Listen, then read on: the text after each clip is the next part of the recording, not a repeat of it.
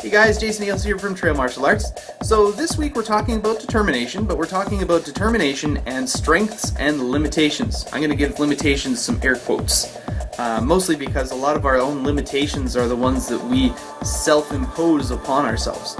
So I'm going to tell you about running. For me, running seemed like something that I just could not do. Before I became a black belt, I looked at running and just went, I just don't think I can do it. Physically, I don't think that I can do it. It's not something that that I'm built for, because I'm a big guy. So it's just too hard on me to be able to do that.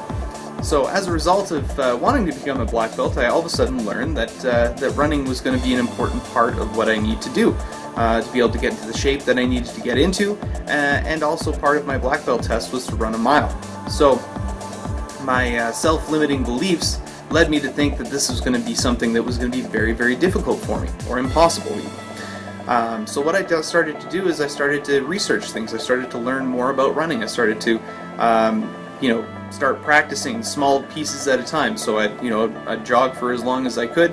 And to be honest, when I first started, I could probably jog maybe, I don't even know if 75 feet was probably optimistic even. So when I first started, I had so much what I call head trash on achieving that goal that it was just difficult. Not because of the physical aspect, but because my mind was telling me that it was something that I couldn't do. So what I did is I started doing a little bit more every single day, and it got easier and easier and easier. And the next thing I know, I ran a kilometer without having to take a break. And then I started. Once I made it through that landmark, for me that was kind of my wall. If you talk to runners, they all have what they call a wall, where they hit a certain point and then their body actually starts changing the way they're dealing with the exercise. So as soon as I got past the 1 kilometer mark, then my heart rate started to drop, and I wasn't breathing as hard, and I could just continue on with a regular pace. So once I discovered that, it became a whole lot easier for me to distance run. And since then, I've done 5 kilometer runs, 5 or 6 times. So I needed to get rid of that mental self-limiting belief that I couldn't do it physically before my body would allow me to actually do that. All right. So strengths and limitations. So what are your limitations? What's stopping you from achieving your goal? I really want you guys to think about that. What are the pieces that are slowing you down, that are limiting what you're doing?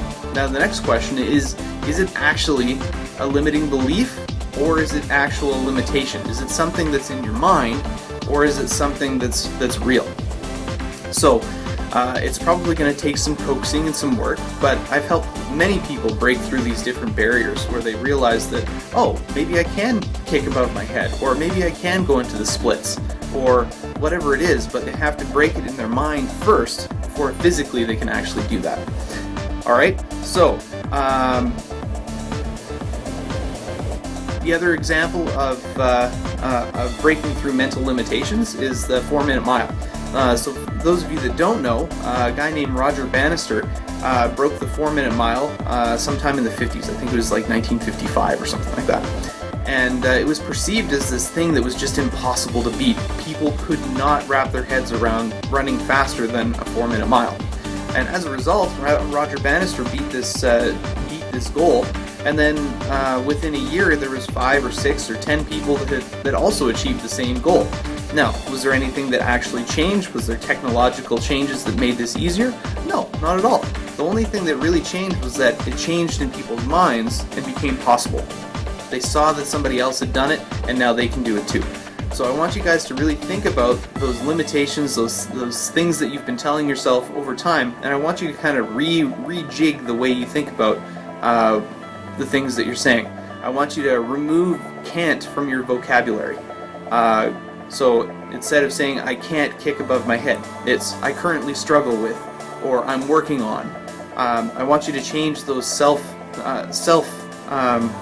internal monologue to a more positive route that's going to help you get closer to your goals. All right, so that's it for this week, and we'll see you guys next week.